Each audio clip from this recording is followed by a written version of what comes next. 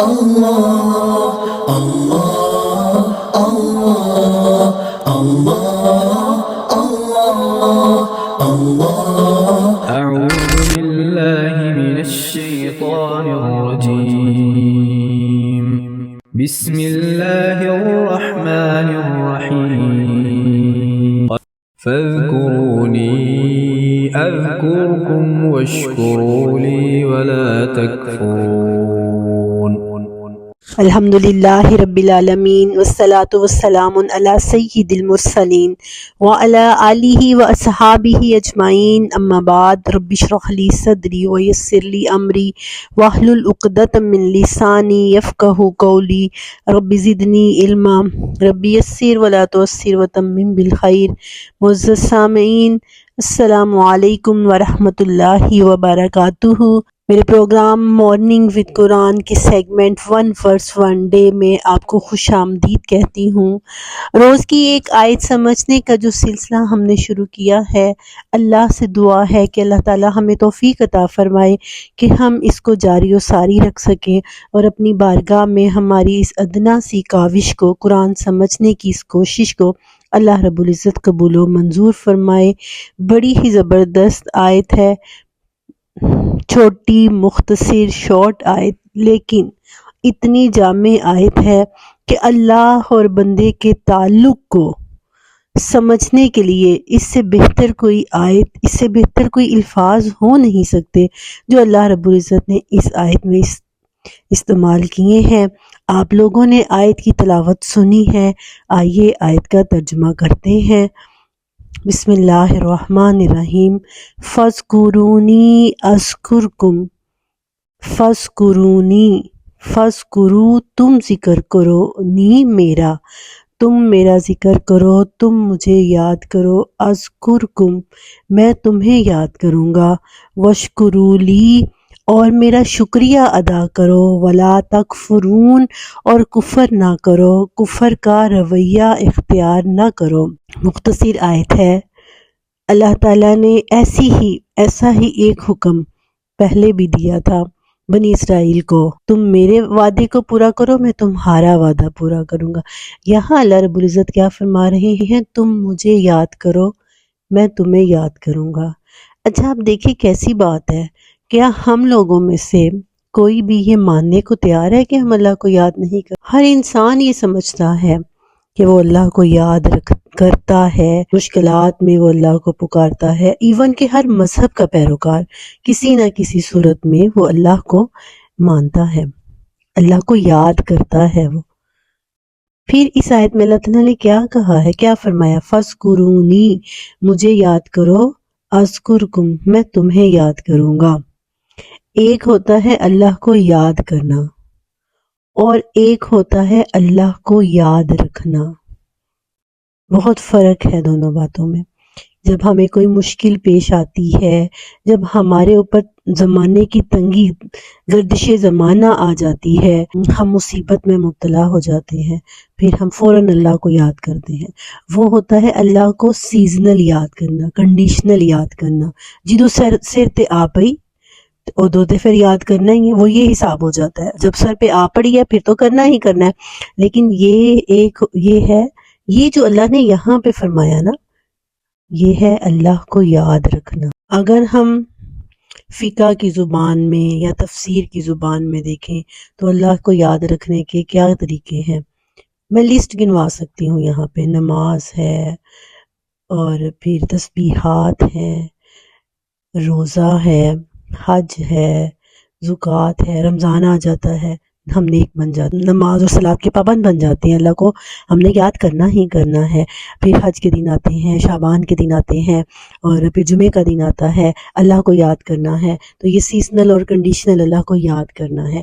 لیکن یہاں پر اللہ تعالیٰ نے جو فرمایا نا کہ تم مجھے یاد کرو، میں تمہیں یاد کروں گا، یہ وہ ہے، تم میرے پاس ہوتے ہو جب دوسرا کوئی نہیں ہوتا، تنہائیاں ہماری اللہ کے لیے ہو جائیں۔ یہ جو اللہ کو یاد کرنا، یہ اللہ کو یاد رکھنا ہے۔ جیسے کہ کسی نے آپ کو کہا بھئی سال بعد مل رہے ہیں، پورے سال میں مجھے یاد کیا بھی کہ نہیں، تو اگلا بندہ آگے سے کہے کہ میں تمہیں بھولا ہی نہیں تھا، تو یاد کرنے کی کیا بات ہے؟ تو اس نے آپ کو ہر لمحے یاد رکھا۔ یہ ایک آپ سمجھے شکایت کرنے کا طریقہ ہے اپنے بیلوڈ ون سے، جس سے آپ محبت کرتے ہیں، اپنے محبوب سے بات کرنے کا طریقہ ہے کہ تم مجھے یاد کرو، تم مجھے یاد رکھو۔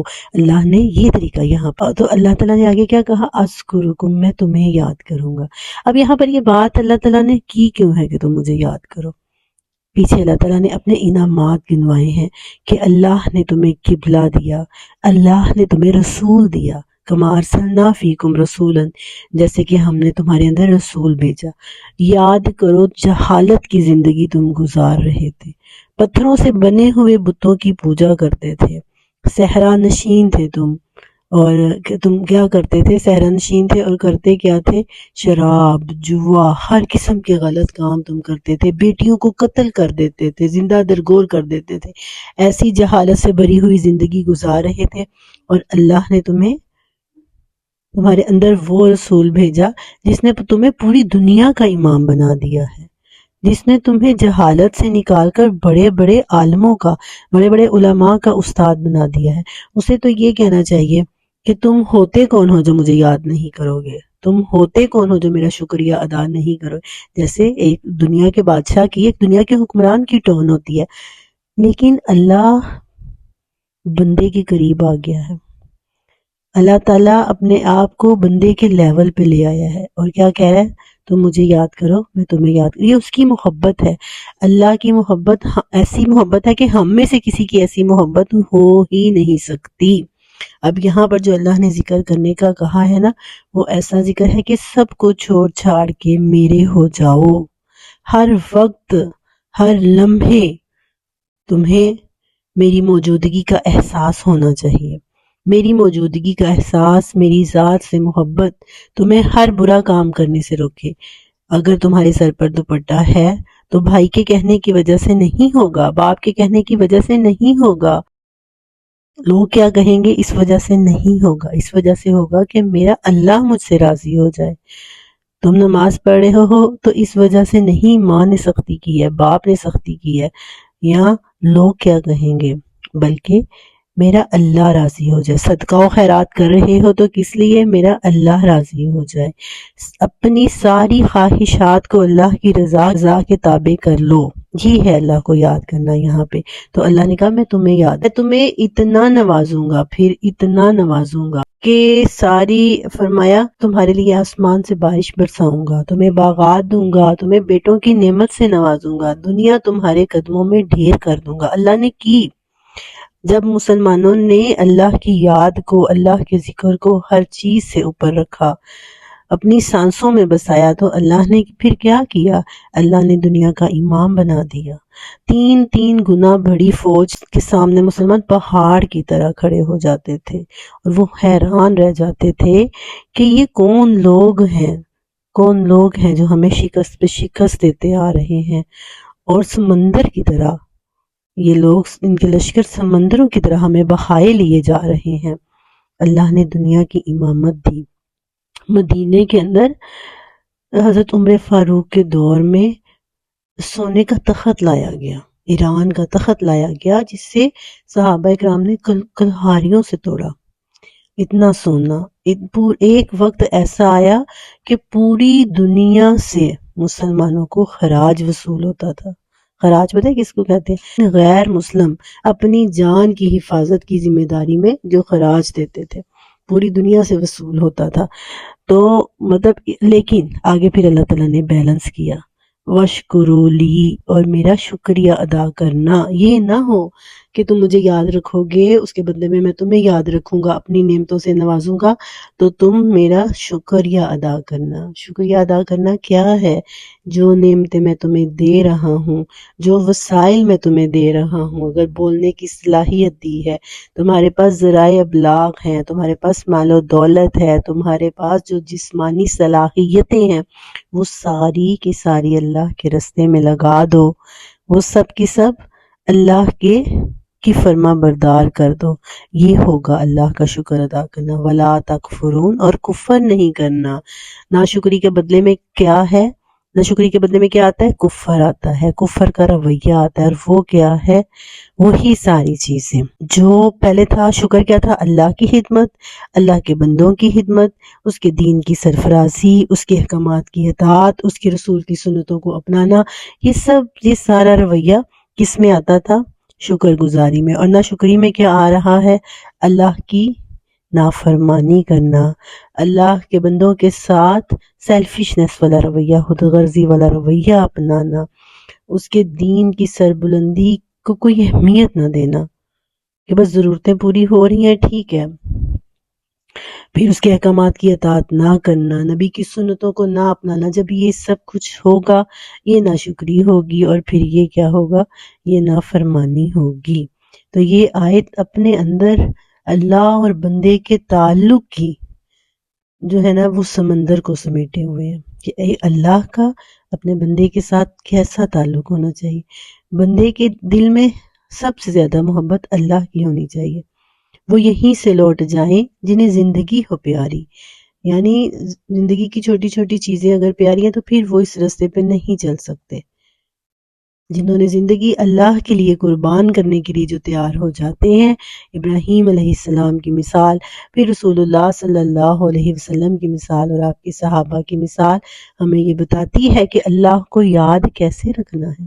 ایک لسٹ گنوائی جا سکتی ہے اللہ کی یاد کی، بظاہر جو ہے نماز، روزہ، زکوٰۃ، حج، تسبیحات، چیزیں جو ہیں اللہ کی یاد کے ذرائع ہیں، لیکن یہاں پر جو یاد کہا گیا تو وہ یہ ہے کہ کسی لمحے اللہ کو بھولنا نہیں ہے، ہر لمحے اللہ کو ایک یاد کرنا اور ایک یاد رکھنا، اللہ کو یاد رکھنا ہے۔ حدیث قدسی میں آتا ہے نا، یہ دیکھیں نا اللہ کی محبت، اللہ ہم میں سے کسی کے جیسا بھی نہیں ہے۔ حدیث میں آتا ہے کہ اللہ تعالیٰ فرماتا ہے میرا بندہ مجھے اپنے دل میں یاد کرتا ہے تو میں بھی اسے اپنے دل میں یاد رکھتا ہوں، اور جب وہ کسی محفل میں مجھے یاد کرتا ہے تو میں اس سے بہتر محفل میں یعنی فرشتوں کی محفل میں اسے یاد کرتا ہوں۔ اور پھر فرمایا حدیث قدسی میں آتا ہے نا کہ انسان میری طرف ایک بالشت آتا ہے تو میں 2 بالشت بڑھ کر جاتا ہوں، پھر وہ ایک ہاتھ آتا ہے تو میں 2 ہاتھ بڑھ کے جاتا ہوں۔ تو مطلب اللہ اتنی محبت رکھتا ہے اپنے بندے سے، تو ضرورت اس چیز کی ہے کہ بندہ اس کی طرف آئے تو صحیح، بندہ اس کی طرف آئے تو صحیح، وہ ضرور نوازتا ہے۔ وہ دنیاوی رزق کی جو سے تقسیم کی ہوئی ہے وہ اس سے بھی نوازتا ہے، اور پھر وہ ذہنی سکون سے بھی نوازتا ہے۔ اللہ تعالیٰ سے دعا ہے کہ اللہ تعالیٰ ہمیں ان لوگوں میں سے کرے جو اس کی یاد کو، اس کے ذکر کو اپنی زندگی کا اور اپنی سوچوں کا محور اور مرکز بناتے ہیں۔ آمین۔ وآخر دعوانا ان الحمد للہ رب العالمین وما علینا الا البلاغ المبین۔